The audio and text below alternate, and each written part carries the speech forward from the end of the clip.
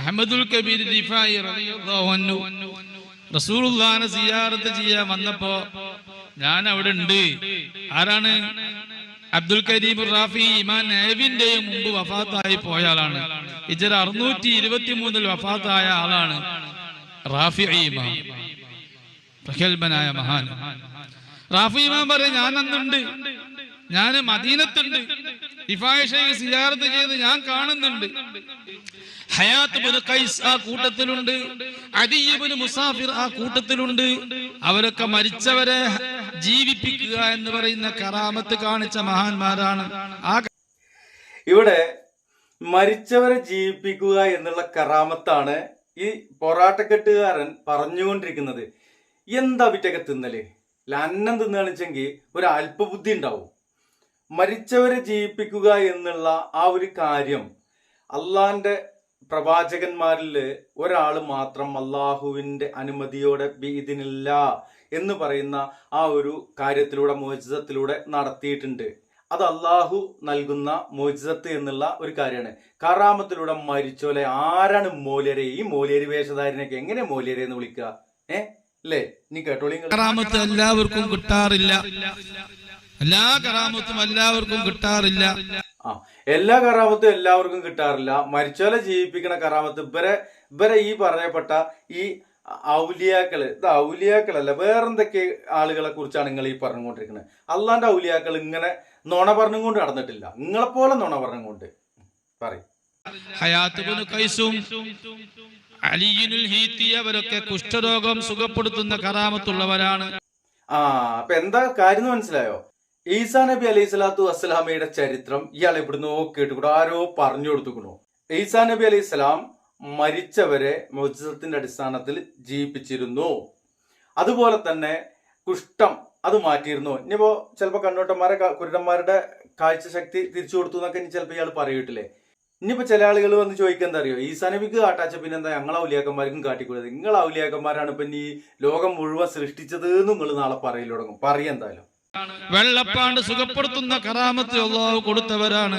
മരിച്ചവരെ ജീവിപ്പിക്കുന്ന കറാമത്ത് കൊടുത്ത മഹാന്മാരാണ്. ഇവരൊക്കെ പങ്കെടുത്ത ഒരു സദസ്സാണ് ഇമാം അഹ്മദുൽ കബീർ റിഫായി റളിയല്ലാഹു തആല അൻഹു മുത്തുനബിയെ സിയാറത്ത് ചെയ്യുന്ന സദസ്സ്.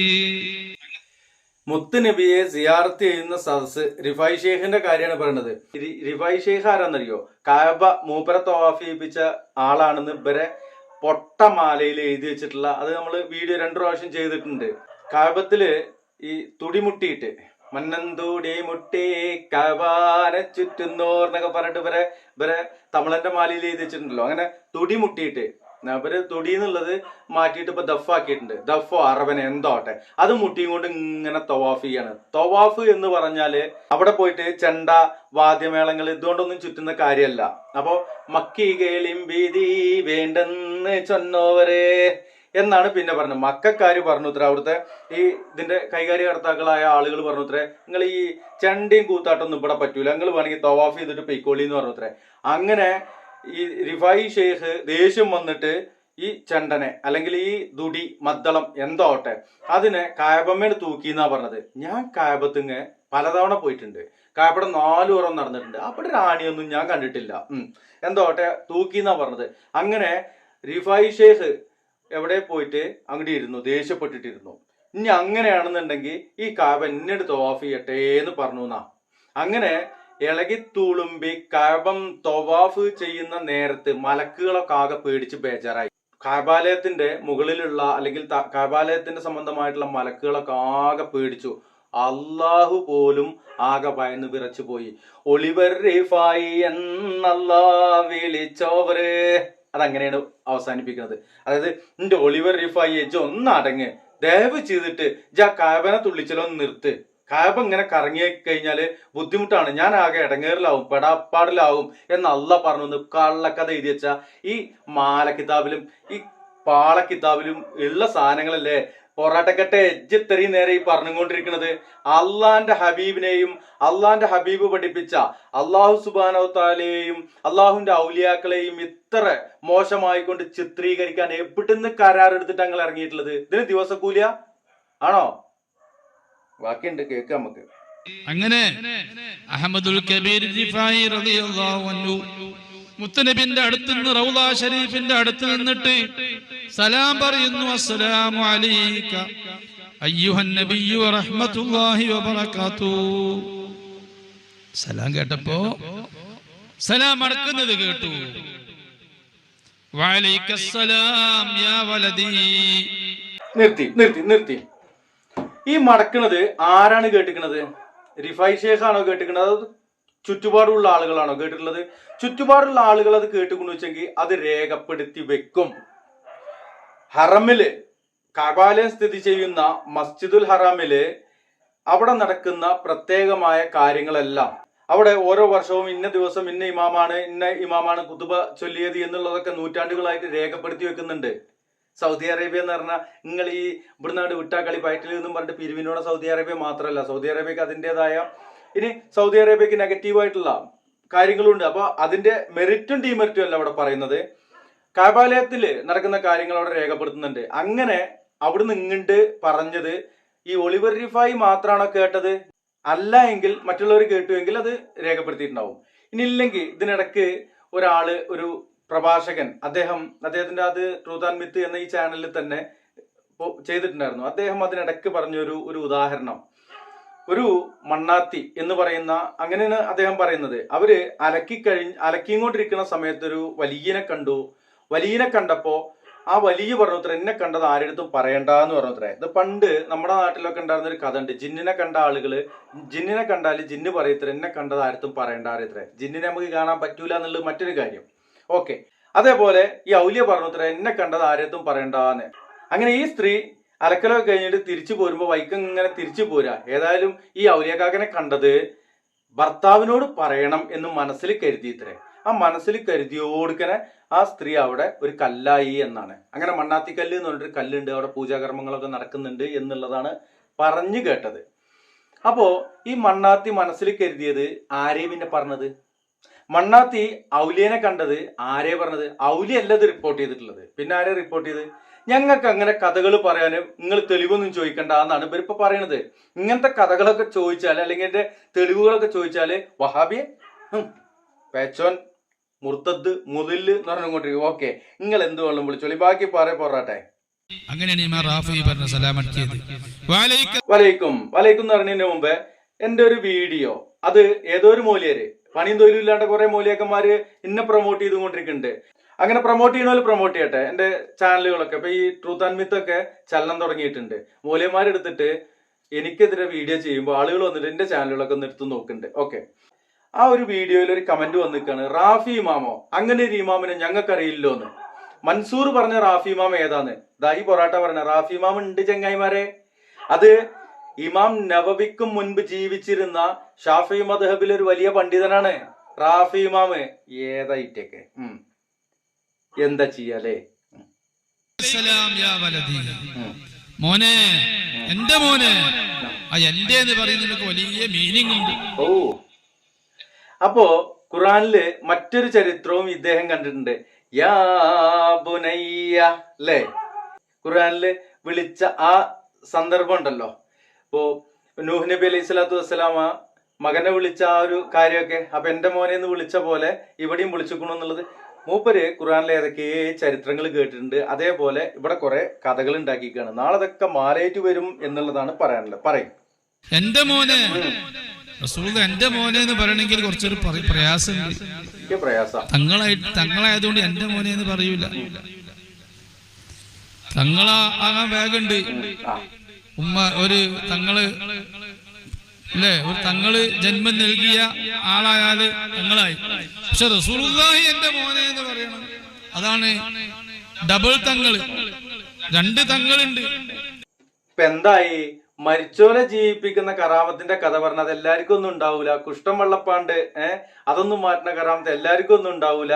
അങ്ങനെ ഉണ്ടായ കാര്യങ്ങളൊക്കെ പറഞ്ഞിട്ട് ഇപ്പൊ എന്തായി? തങ്ങന്മാരുടെ പോരിശയിലേക്ക് പോയി. ഇനി അങ്ങനെ തങ്ങന്മാരെ പോരിശ പറഞ്ഞ് ഒരു പണിയും തൊഴിലും വിറ്റക്കില്ല. ഈ കെട്ടും കെട്ടിയിട്ട് ഇങ്ങനെ വന്നിരുന്നിട്ട് പച്ച പൊള്ളു പറയുക എന്നുള്ള ആ ഒരു കാര്യം തന്നെയാണ് ഇവരുടെ ഉദ്ദേശങ്ങളും ഇവരുടെ ലക്ഷ്യം എന്താണെന്നുള്ളത് തിരിച്ചറിയുക, മനസ്സിലാക്കുക. അള്ളാഹുവിന്റെ പരിശുദ്ധ കലാമിൽ നിന്ന്, അള്ളാഹുവിന്റെ കലാമായ അള്ളാഹുവിന്റെ വർത്തമാനമായ പരിശുദ്ധ ഖുർആനിൽ നിന്ന് ആളുകളെ അകറ്റുവാൻ വേണ്ടിയിട്ട് കള്ളക്കഥകള് കെട്ടിയുണ്ടാക്കിയിട്ട് ഈ ഉമ്മത്തിനെ വഴിപിഴപ്പിക്കുന്ന ഈ ഒരു വിഭാഗത്തിനെ സൂക്ഷിച്ചുകൊള്ളുക എന്നാണ് പറയുവാനുള്ളത്. എനിക്ക് മറുപടി പറയാൻ തുടങ്ങുന്ന മൗലിയാക്കന്മാരെ, നിങ്ങൾ കുറച്ചുകൂടി രൂക്ഷമായിട്ട് എന്നെ വിമർശിക്കണം എന്നുള്ളതാണ് എനിക്ക് പറയുവാനുള്ളത്.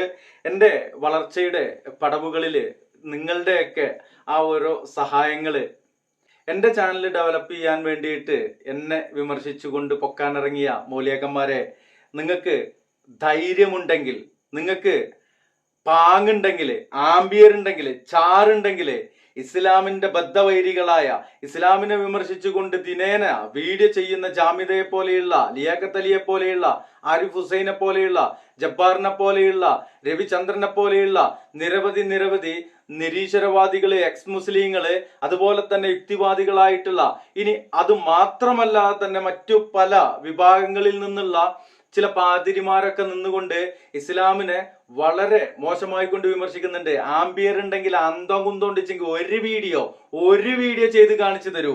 ഇവിടെ പരിശുദ്ധ ഖുർആന്, സ്വഹീഹായ ഹദീസ്, അതിലേക്ക് മടങ്ങി ജനങ്ങളെ എന്ന് പറഞ്ഞുകൊണ്ട് അത് അടിസ്ഥാനമാക്കി മാത്രം സംസാരിക്കുന്ന എനിക്കെതിരെ വീഡിയോ ചെയ്യുന്ന മൗലിയാക്കന്മാരെ, നിങ്ങളെ കുറിച്ച് ഈ വീഡിയോ കാണുന്ന ആളുകള് പറയുന്ന കമന്റ്, 1-2 കമന്റൊക്കെ ഞാൻ വായിച്ചു. വേറെ വല്ല പണിക്കും പോയി കിട ചെങ്ങായിമാരെ എന്ന് ചോദിക്കുന്ന കമന്റുകൾ അടക്കണ്ട്. ഇൻഷാല്ലാ കമന്റുകൾ ഒന്ന് വിശദീകരിച്ചുകൊണ്ട് നമുക്കൊരു വീഡിയോ ചെയ്യാം. ഈ പറയുന്ന മൊയ്ലിയാക്കന്മാർക്ക് ഒരു പണിയും ദൂരമില്ലാണ്ട് യൂട്യൂബ് ഏണിങ്ങിന് നടക്കുന്ന ഈ മൊയ്ലിയാക്കന്മാർക്ക് മറുപടി കൊടുക്കുവാനുള്ള അതിനൊന്നും ഇല്ല എന്നുള്ളതാണ് പ്രിയമുള്ളവരെ. പല ആളുകളും അതിന് മറുപടി നൽകണം എന്നൊക്കെ പറഞ്ഞുകൊണ്ട് വരാറുണ്ട്. അതിനൊക്കെ ഒരു യോഗ്യത വേണ്ടേ? ഒരു എന്തെങ്കിലും ഒരു ഇല്ലേ, അതില്ല എന്നുള്ളതാണ്. അതുകൊണ്ടാണ് അത് ചെയ്യാത്തത്. അല്ലാതെ അവരോട് ഇഷ്ടക്കുറവ് കൊണ്ടൊന്നുമില്ല.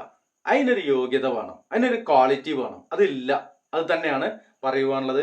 ഏതായാലും അവരുടെ ആ കുൽസിത പ്രവർത്തനങ്ങൾ കൊണ്ട് അവരുടെ ചാനലിന് വലിയ ഫായ്ദയൊന്നും ഇല്ലെങ്കിലും നമ്മുടെ ചാനലിന് അതിന്റെ ഫായ്ദകള് കിട്ടിക്കൊണ്ടിരിക്കുന്നുണ്ട്. ഈ ചാനലിലെ വീഡിയോകൾ വളരെ റീച്ച് കുറവായിരുന്നു. ആ റീച്ച് ഇപ്പോൾ അൽഹംദുലില്ലാ ചെറുതായിട്ട് വന്നുകൊണ്ടിരിക്കുന്നുണ്ട്. നടക്കട്ടെ അല്ലേ? അള്ളാന്റെ വഹദാനിയത്ത്, റസൂലുള്ളാഹി സ്വല്ലല്ലാഹു അലൈഹി വസല്ലമയുടെ റിസാലത്ത്, അത് പറഞ്ഞുകൊണ്ടേ ഇരിക്കുക എന്നുള്ളതാണ്. അത് പറഞ്ഞുകൊണ്ടേയിരിക്കും. അതിനെതിരെ എത്ര വീഡിയോകൾ നിങ്ങൾ ചെയ്താലും അത് അവസാനിപ്പിക്കുകയില്ല. നിങ്ങളിലേക്ക് എൻ്റെ ശ്രദ്ധ തിരിച്ചുകൊണ്ട്, എന്നെ നിങ്ങളുടെ വഴിയിലേക്ക് തിരിച്ചു വിട്ടുകൊണ്ട് തൗഹീദ് പറയുന്നത് അവസാനിപ്പിക്കുക എന്നുള്ള ആ ഒരു ശ്രമവും ഇവിടെ നടക്കൂല. ഇത് അവരുടെ എല്ലുമ്മി അരച്ചിമ്മി അവരുടെ വരുമാനത്തുമ്മയൊക്കെ തട്ടിയിട്ടുണ്ട്. കള്ളക്കറാമത്ത് 2 വർഷം മുമ്പ് ഞാൻ ഈ റോസ്റ്റിംഗ് വീഡിയോകൾ തുടങ്ങുന്നതിന് മുമ്പ് കള്ളക്കറാമത്തുകളുടെ ശരവർഷമായിരുന്നു. മലവെള്ളപ്പാച്ചിലിൽ വരുന്ന ചപ്പുചണ്ടികളെ പോലെയായിരുന്നു കള്ളക്കറാമത്തുകൾ ഇവർ പറഞ്ഞിരുന്നത്. ഇന്ന് കള്ളക്കറാമത്ത് പറയുന്ന മൗലിയാക്കന്മാർക്ക് ഒരു വേദി ഇല്ലാതായിട്ടുണ്ട്. അത് മൻസൂർ മണ്ണാർക്കാടിന്റെ മാത്രം ഒരു കാര്യമാണെന്നോ അല്ലെങ്കിൽ ഒരു പ്രയത്നമാണെന്നോ ഒന്നുമല്ല ഞാൻ പറയുന്നത്. ഇതുപോലെ പല നിസ്വാർത്ഥമായിക്കൊണ്ടും സ്വാർത്ഥമായിക്കൊണ്ടും ഒക്കെ പ്രവർത്തിക്കുന്ന പല ആളുകളും അതിനു വേണ്ടിയിട്ട് നിരന്തരം പ്രയത്നിച്ചതിന്റെ ഭാഗമായിക്കൊണ്ട് ദീനുൽ ഇസ്ലാമിനെ വളച്ചൊടിക്കുകയും മോശമാക്കുകയും ചെയ്യുന്ന കുറെ തലകെട്ട് പോരാട്ടക്കെട്ടുകാര് അടക്കിയിട്ടുണ്ട്.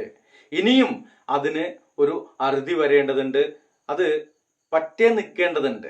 ദീനുൽ ഇസ്ലാം, അള്ളാന്റെ ഹബീബ് ദാവത്ത് നടത്തിയ ദീനുൽ ഇസ്ലാം, അള്ളാന്റെ ഹബീബിന്റെ സ്വഹാബത്ത് ദാവത്ത് നടത്തിയ ദീനുൽ ഇസ്ലാം, അള്ളാഹുവിന്റെ റസൂൽ സല്ലല്ലാഹു അലൈഹി വസല്ലമയുടെ കാലശേഷം സ്വഹാബത്തിന്റെ കാലശേഷം വന്ന താബീങ്ങളും താബീങ്ങളും അയിമത്തിന്റെ ഉലമാക്കളും നമുക്ക് നൽകിയ ദീനുൽ ഇസ്ലാം, ഷിയാക്കളുടെയും ജൂതന്മാരുടെയും അച്ചാരം വാങ്ങിക്കൊണ്ട് ഇവിടെ അല്ലല്ലാത്തവരെ വിളിച്ചു പ്രാർത്ഥിക്കുവാൻ വേണ്ടി കെട്ടിയുണ്ടാക്കിയ പടച്ചുണ്ടാക്കിയ പിഴച്ച വർഗത്തിന്റെ അവരുടെ ജൽപ്പനങ്ങൾക്ക് അടിയറ വെക്കുവാനും തകർന്നു പോകുവാനും ഉള്ളതല്ല ദീനുൽ ഇസ്ലാം. ഈ ദീനുൽ ഇസ്ലാമിന്റെ സംരക്ഷണം ഏറ്റെടുത്തിട്ടുള്ളത് മനുഷ്യരല്ല, മലക്കുകളുമല്ല, അത് ജിന്നുകളുമല്ല, അള്ളാഹു തന്നെയാണ്. ഈ ദീനുൽ ഇസ്ലാം ഖിയാമത്ത് നാൾ വരെ ഇവിടെ നിലനിൽക്കുക തന്നെ ചെയ്യും. നമ്മെ കൊണ്ടൊന്നും കഴിഞ്ഞിട്ടില്ലെങ്കിൽ അള്ളാഹു മറ്റൊരു വിഭാഗത്തെ കൊണ്ട് അത് പൂർത്തീകരിക്കുക തന്നെ ചെയ്യും. അത് അള്ളാഹുവിന്റെ വാക്കാണ്.